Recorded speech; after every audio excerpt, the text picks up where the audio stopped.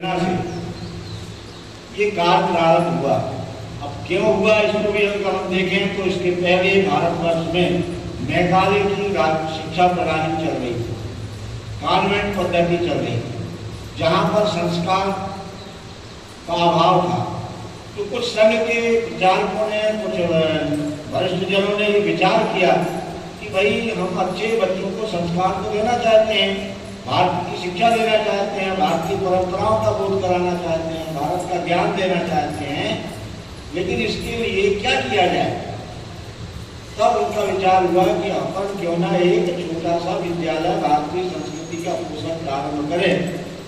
और जैसा आप सबको मालूम है कि भारतवर्ष के अंदर पहला विद्यालय 1952 में गोरखपुर की धरती से प्रारंभ हुआ। अब जब ये विद्यालय प्रारंभ हुआ तो धीरे धीरे उस समय का जो काम था कि हम बच्चों को कैसा बनाना चाहते हैं, तो राणा प्रताप बनाना चाहते हैं, शिवाजी बनाना चाहते हैं, महारानी लक्ष्मीबाई बनाना चाहते हैं, वीरांगना दुर्गावती की तरह बनाना चाहते हैं। ये उसमें रहा कि हम बच्चों को ऐसा बनाएंगे। उसमें और विचार आया तो उन्होंने कहा हम पहले तो ज्ञानवान बनाएंगे, अच्छा ज्ञान देंगे। फिर आया कि भाई ज्ञान तो ठीक है, उसके साथ क्या चाहिए व्यक्ति को, ज्ञान के साथ क्या चाहिए, संस्कारवान होना चाहिए। संस्कार के साथ ज्ञान का उपयोग हो। नहीं तो बहुत बार हमारे संघ के पदाधिकारी कहानी सुनाते हैं कि 4 विद्यार्थी गुरुकुल से शिक्षा लेने चले और एक जंगल से जा रहे थे। उन्होंने देखा कि एक शेर का ढांचा फैला हुआ। तो उन्होंने कहा यार इसको तो मैं इकट्ठा कर सकता हूँ। एक ने अपने मन से उसको इकट्ठा कर दिया।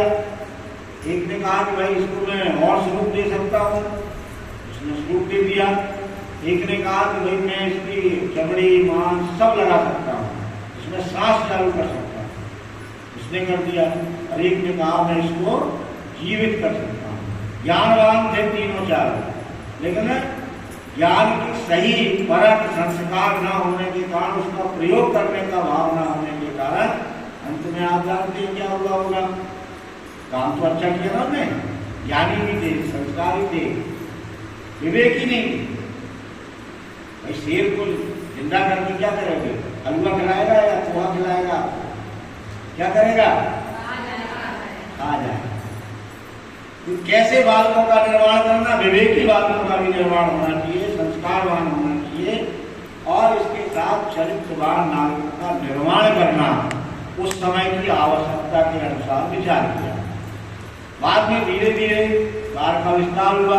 आपको मालूम है मध्य प्रदेश का पहला विद्यालय बसंत पंचमी के दिन 1959 में किस नगर से प्रारंभ हुआ,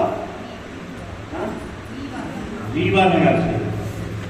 स्वर्गीय रोशनलाल जी सक्सेना जी के अथक प्रयास से मध्य क्षेत्र यानी पुराने मध्य प्रदेश, छत्तीसगढ़ और मध्य प्रदेश वर्तमान में सरस्वती शिशु मंदिरों की बाढ़ आना शुरू हुई।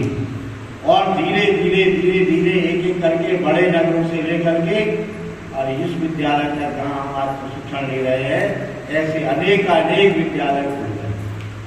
अब जब विद्यालयों का विस्तार हुआ तो ध्यान में आया कि भैया अब अपन को क्या करना पड़ेगा, कुछ लक्ष्य भी तय करना पड़ेगा।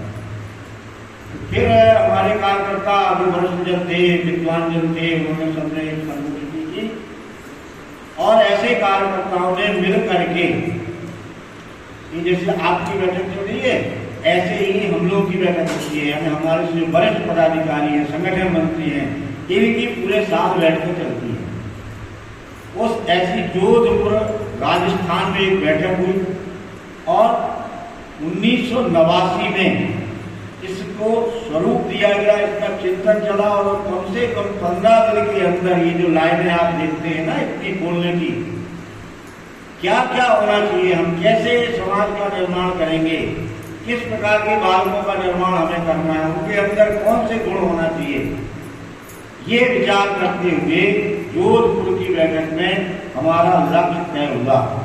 कब तय हुआ, 1889 में। अब कल्पना करिए 1952 में विद्यावारिधि बन गई, शिशु मंदिर बन गए, 1978 में विद्यावारिधि बन गई और हमारा लक्ष्य जो है 1989 में तय हुआ जोधपुर राजस्थान की जो बैठक थी।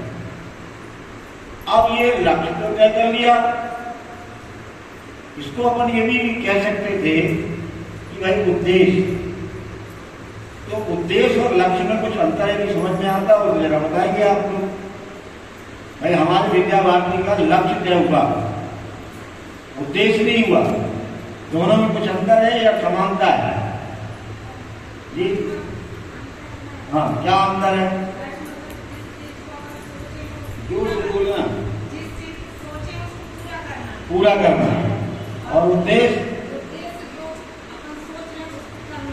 उसको करना। और कोई नहीं? अच्छा है, धीरे धीरे वैसे बताना है। अच्छा, इसको एक मैं कहानी के रूप में आपको बताने का प्रयास करता हूँ। हम लोगों ने कछुआ और खरगोश की कहानी पढ़ी। खरगोश का उद्देश्य क्या था? उसका उद्देश्य था विजय प्राप्त करना, ठीक है ना? तो उद्देश्य जो होता है उच्च दिशा तक जाने वाला प्रयत्न, लेकिन लक्ष्य क्या था?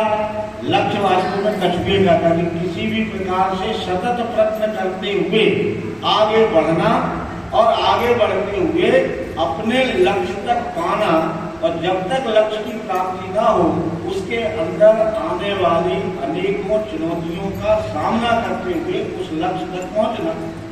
जैसे नींद तो कछुआ पे भी आई होगी, खरगोश को आई तो सो गया, लेकिन कछुआ नहीं सोया, उसने उसको चुनौती समझा कि एक तेज दौड़ने वाले को हराना, उसने अपने अंदर लक्ष्य लिया कि मैं भी जीत सकता हूं। और आप सब जानते हैं कि अंत में क्या हुआ। और इसीलिए विद्या भारती ने उद्देश्य नहीं रखा, क्या रखा? लक्ष्य रखा। और उस लक्ष्य के लिए मैंने बिना विराम किए हुए लगातार अनेक वर्षों तक, अब आज जो है कितने वर्ष हो गए, हम बराबर सतत चले आ रहे हैं। नई नई चीजें आ रही हैं। अभी कुछ दिन पहले तक दूसरी पद्धति थी, अब नई पद्धति आ गई। तो नवीनता के ज्ञान को जोड़ते हुए, बच्चों के अंदर नए ज्ञान की सृजन करते हुए नई चीजों को लाने का प्रयास विद्या भारती के द्वारा किया जाता है। तो इसलिए उसको कहा गया लक्ष्य।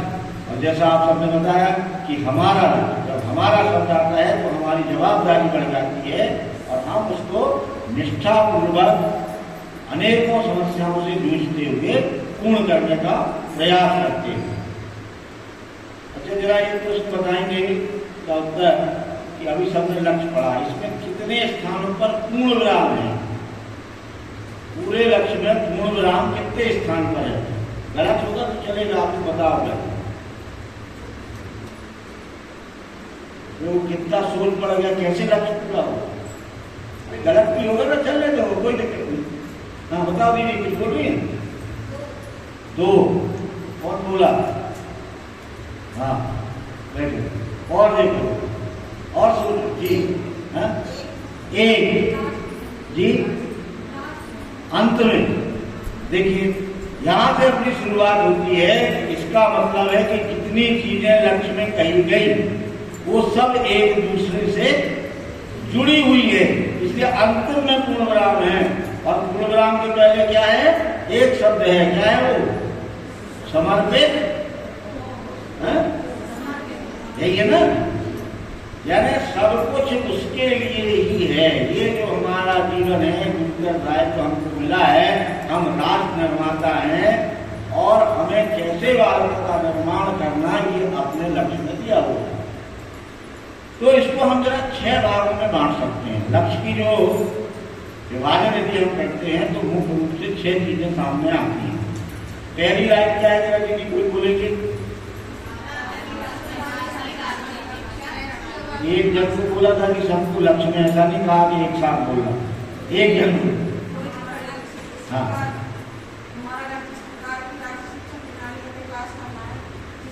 बस विकास करना है। बहुत बढ़िया। तो क्या पहले कोई राष्ट्रीय शिक्षा प्रणाली थी या नहीं थी? विकास किसका होता है? नहीं, वो युवा पीढ़ी तो बात की बात है। राष्ट्रीय शिक्षा प्रणाली का विकास करना, तो विकास किसका होता है? जो कहीं होगा, जीवित होगा, थोड़ा मोड़ा जिंदा होगा, उसी को जीवित रखोगे ना। कि पंक्ति से आपको समझना पड़ेगा कि हमारे मनीषियों ने ये क्यों लिखा कि इस प्रकार की राष्ट्रीय शिक्षा प्रणाली